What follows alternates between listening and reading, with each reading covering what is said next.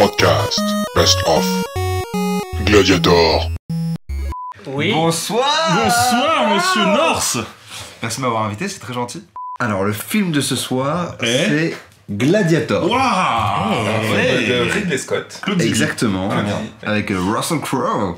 C'est un film que j'ai choisi parce qu'il y a plein de valeurs dedans qui touchent à un grand courant philosophique qui s'appelle le stoïcisme.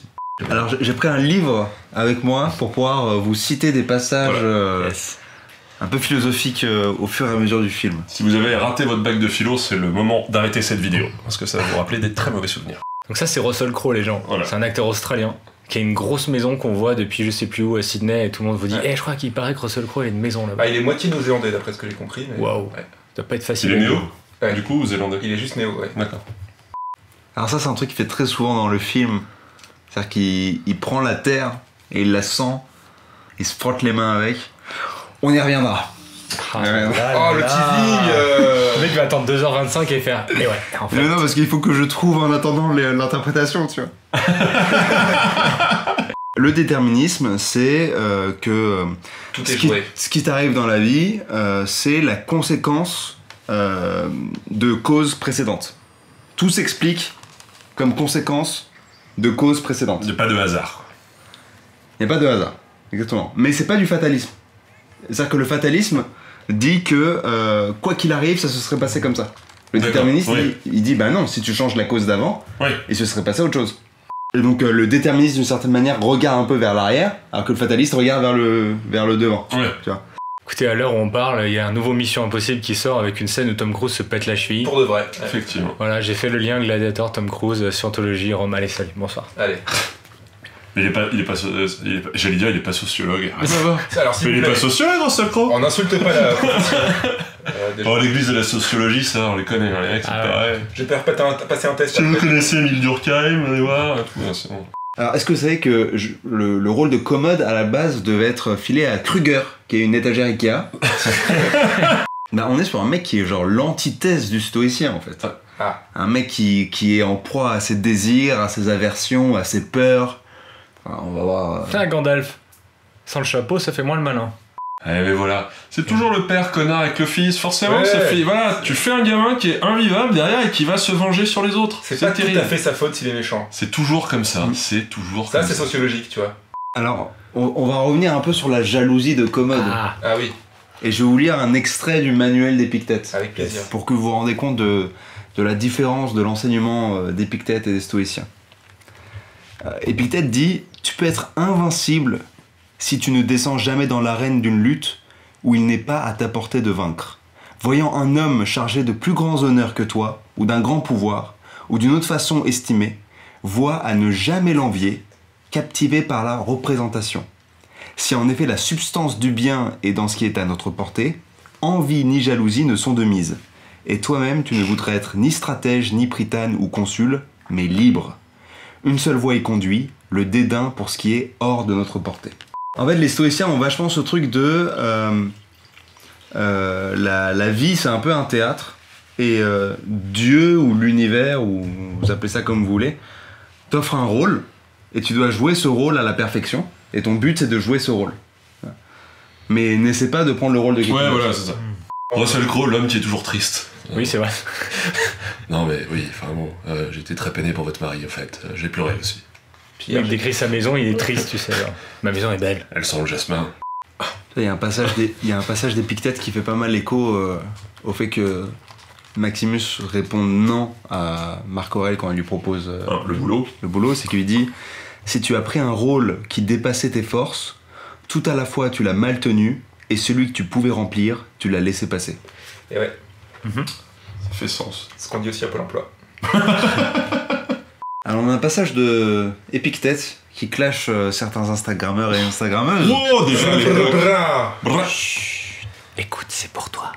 C'est un signe de mauvaise disposition naturelle que de passer son temps à ce qui touche au corps, ainsi faire constamment de la gymnastique, manger constamment, constamment boire, constamment aller à la salle, faire l'amour. À la selle, pardon. Oui, à la salle, chez la table. Mais tout cela, il ne faut le faire qu'à titre accessoire, que toute l'attention cependant retourne sur la pensée. À savoir que celui qui jouait Geoffrey dans J'ai perdu son nom au gamin avait expliqué qu'il s'était inspiré de Commode justement pour son personnage dans Game of Thrones. Il faut faire une vraie. Bah voilà, on est sur du fiston connard. Ouais, sur du tête à claque. On est sur du fiston qu'on a envie de gifler quoi. Ah, les poules vont bien. Les piles vont bien, putain. Oh, c'est bon. J'ai eu peur. Oh là là. Est-ce qu'il n'y a pas une version comme dans Lost ou autre où en fait il est mort à ce moment-là du film? Voilà. Tout le reste, c'est un espèce de vrai flashback, un mélange entre Enter the Void et Lost, tu vois. Regarde. Ça serait énorme. Ah. Oh, spoiler, Léo, Oh là, oh, ça va pas, non? Moi, dans la vie, je veux être le pli du front de Russell Crowe, quoi. Je trouve que c'est un métier à temps plein. Faut quand même savoir qu'en vrai, à l'époque, C'était hyper rare, non? les gladiateurs, ça se tuait pas tant que ça, parce que ça coûtait quand même hyper cher à éduquer, à élever, à machin, entre guillemets, à élever, mais à entraîner. De la même manière, alors là c'est un fun fact, mais le pouce en l'air et le pouce en bas, c'est inversé. À l'époque, le pouce en l'air, ça signifiait le glaive en haut, donc l'attaque. Donc c'était on l'achève. Le pouce en bas, c'était laisse ton arme à terre, en gros, et laisse-le tomber. Et normalement, théoriquement, il devait avoir un esclave derrière eux, l'empereur, quand il revenait à Rome comme ça, qui leur disait souviens-toi que tu vas mourir. Ouais. Ce qui se dit Memento mori. Tout à fait. Mort, exil, tout ce qui te paraît terrible, qu'il soit devant tes yeux chaque jour, avant tout la mort. Et tu n'auras jamais rien de bas dans l'esprit, ni aucun désir excessif pour quoi que ce soit. Donc on a développé une application suite à cette émission que dès que tu branches ton casque, elle te rappelle toutes les 3 minutes. N'oublie pas que tu vas mourir. Surtout quand t'as une bonne nouvelle. Oui. Si tu veux que tes enfants, ta femme, tes amis soient toujours en vie, tu es insensé. Car tu veux que ce qui est hors de ta portée soit à ta portée et que ce qui t'est étranger soit tien. De même aussi, si tu veux que ton esclave ne commette pas de faute, tu es fou, car tu veux que le vice ne soit pas vice, mais autre chose. Et une des bases du stoïcisme, c'est que tu ne dois pas désirer quelque chose qui ne dépend pas de toi.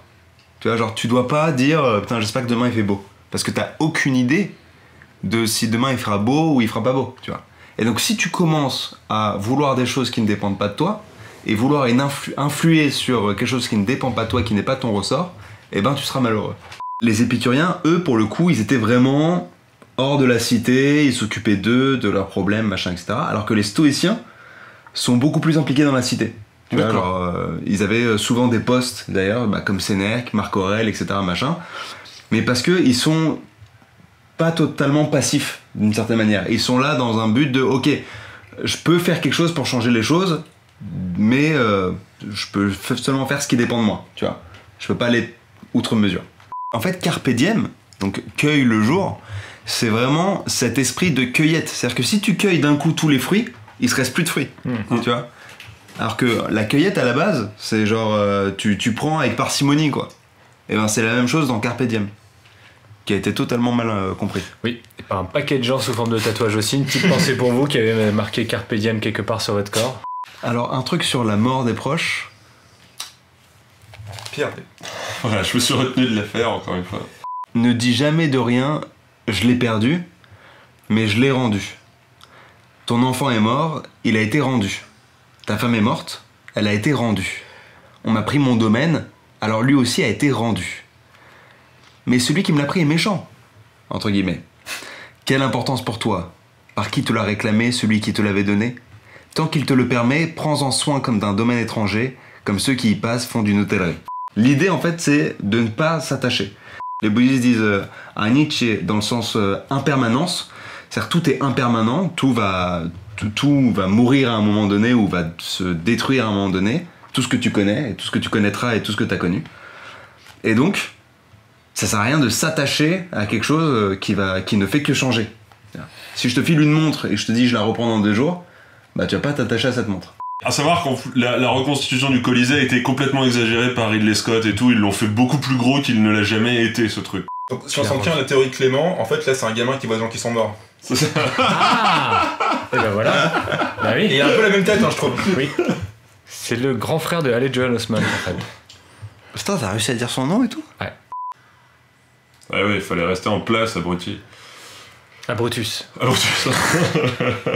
Hulk Hogan. Eh oui, mesdames et messieurs, il est de retour. John Cena. Et c'est un suspense sans faille autour du Colisée. Oui, Patrick, je crois que l'emportant son pouce est incroyable. Ah, il est à l'horizon. Oh là là là là, il lui demande de la mort. Il lui demande de la mise à mort, Patrick. C'est l'histoire que nous vivons en direct, hein. Voilà, bim, votre Altesse. Non mais tu vois, Boum. il est là, voilà, c'est ça le stoïcisme, Et tout ça monsieur. sans froncer les sourcils, parce qu'il avait pas le budget pour payer son pli du front tout le film en fait. Qui suis-je? Où vais-je? Arte. Joaquin Phoenix. Bon, ok, le film est bien, mais il y a quand même 2-3 longueurs, notamment sur les scènes avec Joaquin Phoenix, faut dire ce qui est. Ouais. Nous faire croire qu'il est dans un pseudo-questionnement, alors que depuis le début, on te le met comme un méchant. En fait, ils ont voulu faire un film genre avec 2 personnages principaux, Ouais. alors qu'en fait, il fallait carrément partir sur un personnage principal, Russell Crowe. Ça vous rappelle rien, ça, le mec qui est en train d'aller vers le monde de l'au-delà? Enfin, Gros bruitage. Ouais, c'est ce que j'étais en train de D'ailleurs, ils ont eu dire. l'Oscar du meilleur son, je crois. Les gars, ils sont allés tellement Ouais, loin. je crois qu'ils ont vraiment eu l'Oscar du meilleur son. Bud Spencer et Terence Hill, c'est pas exactement Les gars, la même ils ont eu chose. l'Oscar du meilleur son, hein, je vous le rappelle quand même. Bah, Non, pas mais- sur les coups de poing. Ça, c'est comme quand Trump a gagné l'élection. Ils sont tous trouvés comme des cons, genre, enfin, qu'est-ce que. C'est pas ce qu'on voulait. Bah, on sait pas, on est. On fait du coup. Ah merde, il a vraiment gagné. Ah Ah, Non, parce que nous, c'était pour déconner là. bon, j'en reviens à ma théorie. On fout la merde, si je puis me permettre. Le mec est en train de pousser la porte du Ça royaume fait de quand même l'au-delà. 1h30 qu'on sait qu'il est mort. Et il remeurt, super. Et Bah, devinez bravo. où il retourne? Franchement, moi ça me donne envie d'être amoureux de Maximus, quoi. Genre, tu sais, genre, je vois pas comment tu peux terminer le film et ne pas être amoureux de Maximus. Les Alors, 7 s'il y a collines. 2 soleils, c'est Tatooine, il y a un problème, les gars.